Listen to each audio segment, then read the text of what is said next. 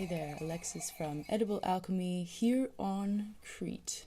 In this episode 2 of Edible Alchemy on Crete, I'm going to be showing you how to make sourdough chapati because I'm always trying to figure out how to use Cornelius, my 152 or now 53-year-old sourdough culture.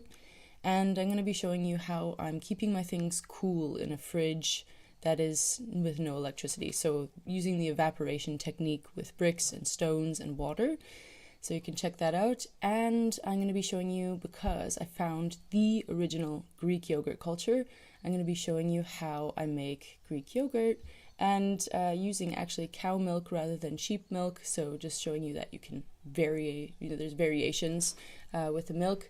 And if you get the sheep milk, of course, try it with that. But otherwise, if you have cow milk, works perfectly. You can also get this culture from our store, our online store, and enjoy the episode. All the music is taken and the soundscapes are taken from around here, so enjoy the sheep bells and the music and the environment here on Crete. So keep in touch and enjoy the episode. All right, so I want to make some sourdough chapati because I'm trying to figure out how to use Cornelius out here when I don't have an oven. And Cornelius, I've been feeding him every day, but he's still reacting quite well with this nice weather. And so I thought, why not make sourdough chapati?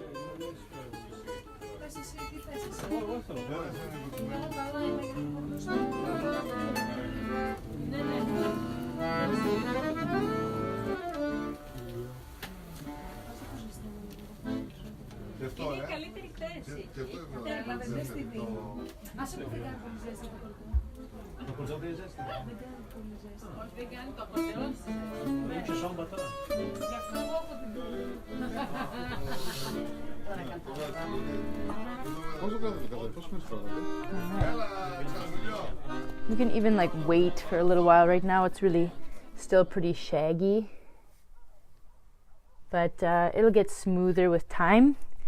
For right now, I'm just gonna let it sit for a little while, come back to it, knead it, and then we let it sit for some more time. But we're gonna add a little bit of olive oil in there, just in the bottom of the bowl. And you wanna just coat your dough ball. You can make a dough ball, just coat it in there, and this will prevent it from getting dry.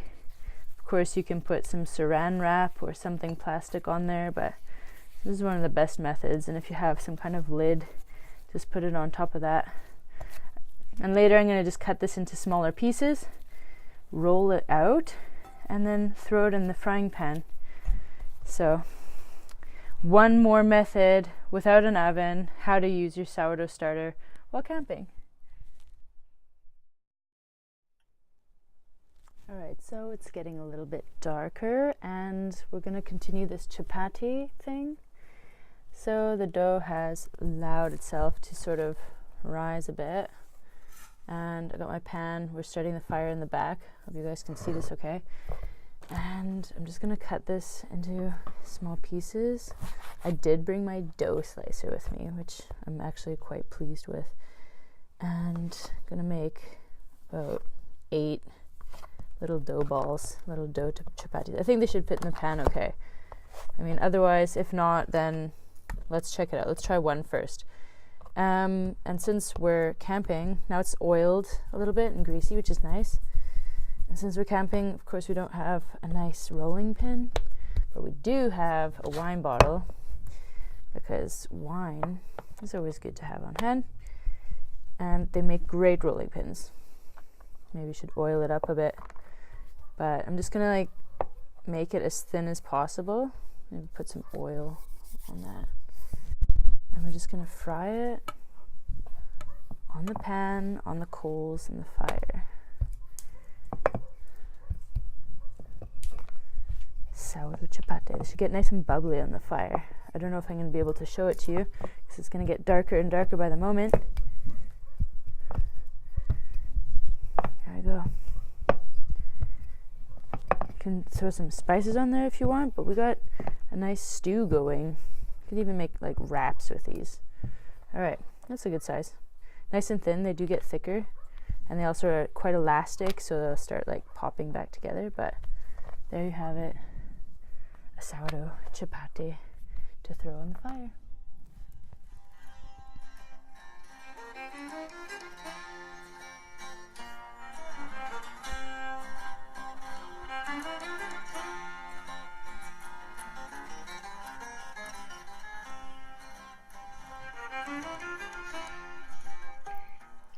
So when we're living outside here, we kind of need a fridge. It is a bit chilly, a bit cool, but during the day it can get up to 16, 17, 18, 19, 20 degrees, and it's pretty important to keep our ferments cool. So I'm going to show you the system that we have going on right now, and it's up for improvement if we so need. So I'm going to take you around to our evaporation fridge. Let's go for a little walk.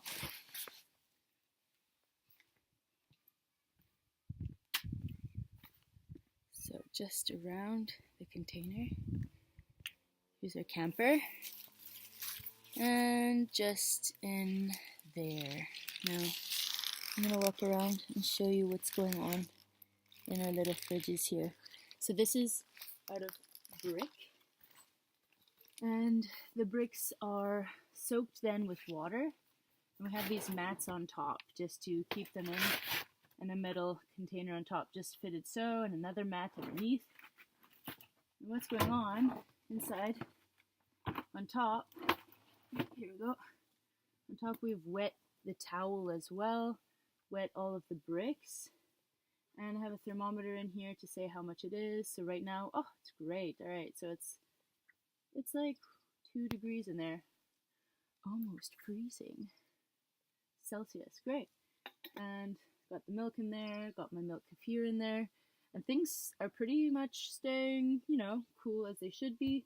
The butter is hard, and we just water that every 3 days or so, once every 3 days, so that the bricks sort of work on this evaporation technique and keep everything cool. I'll give you a peek inside. What's going on inside. This is a great technique to keep things cool. There it is, just the milk kefir right now. We just had breakfast, so we took the butter out. The milk kefir is still going on in there, so just water it. Some rocks, some stones, white sand on the bottom, and the wet cloth, of course.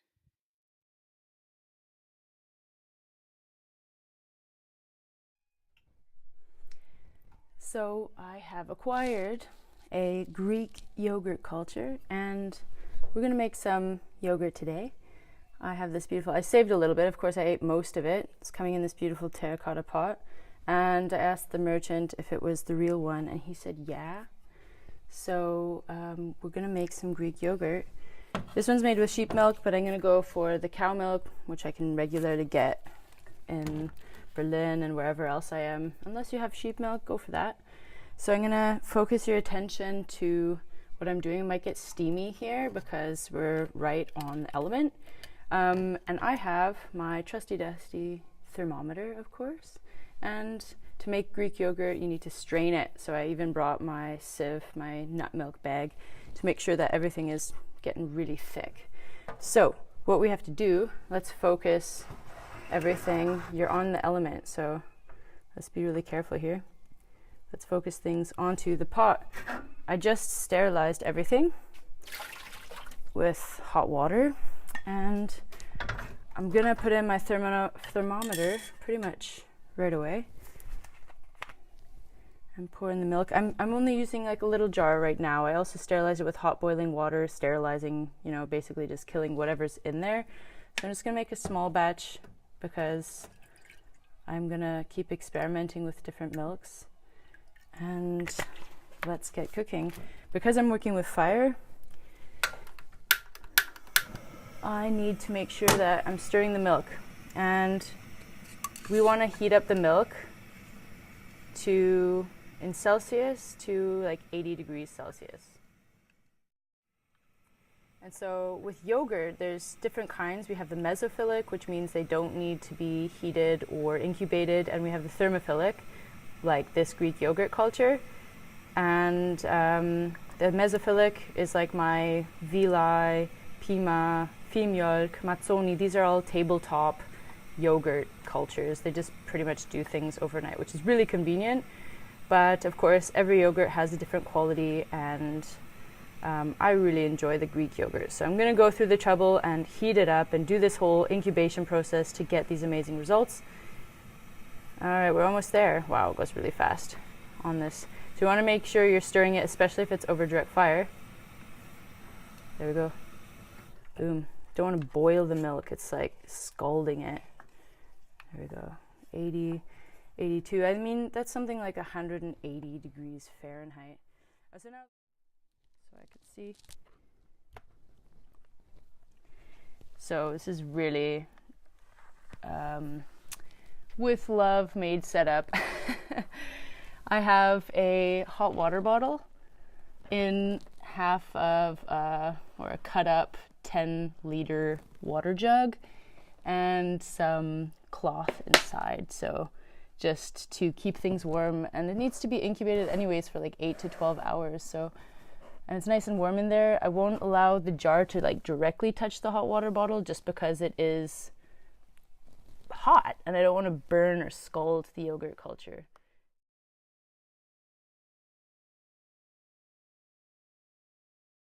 And you actually really only need just the smallest bit, especially in a small amount. I mean, you can use this amount, which is about a tablespoon or so, for something like 3 liters, 4 liters. Usual recipes call for 2 tablespoons per 4 liters, which is great. I mean, that's how bacteria works. It just proliferates if it's given the right environment and the right food. So these lactobacillus and different kinds of strains in here are going to feed on the lactose, which is the milk sugars, which make it sour, which make it curdle and make it a beautiful yogurt. And I'm just going to try and get all those chunks in there. And I'm going to take my jar, pour out this water.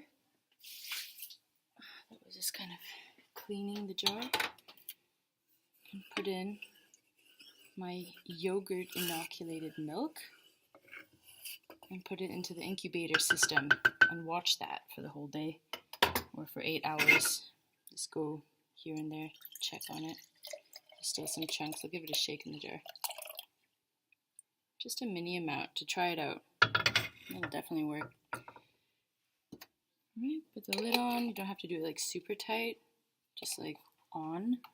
I'll put it in there upright anyways, and into the incubation system it goes.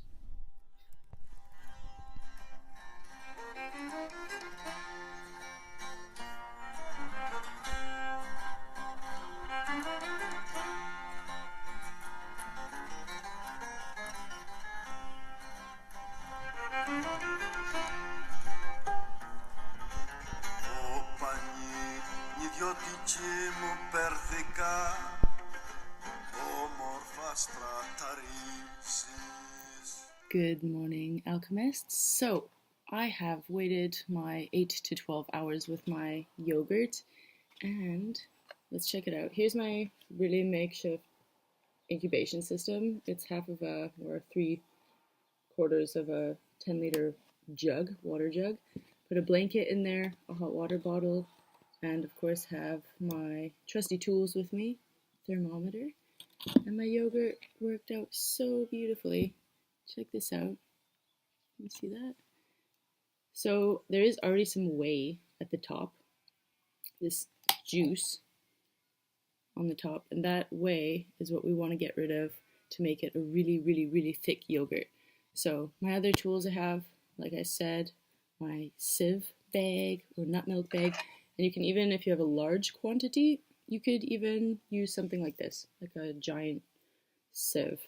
So I'm just gonna pour in my Greek yogurt into this bag so I can get really thick yogurt. It's already really thick. Look at that.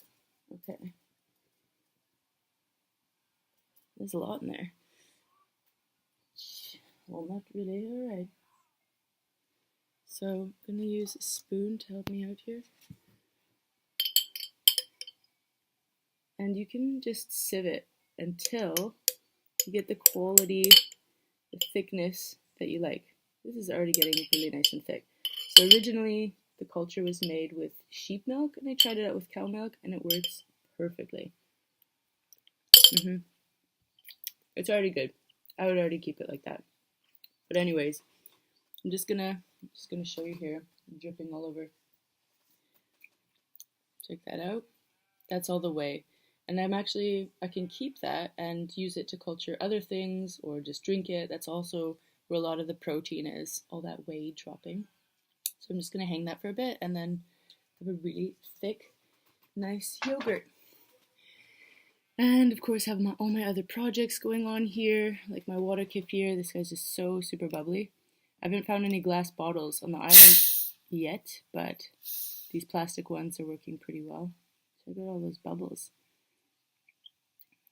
Yes. So that is it for episode 2 of Edible Alchemy on Crete. I hope you enjoy these videos. And next week, or next episode, I'm going to be showing you some horta, some local herbs and sort of spinachy type leaves that are growing on the land, and what we can do with them, and getting creative with more of the flora here on Crete. So think about the eucalyptus and the local wild spinaches and radish leaves and dandelion leaves and roots. So that'll be in next episode, and happy to have any of your questions or comments, and happy to have you part of the Edible Alchemy community. Until then.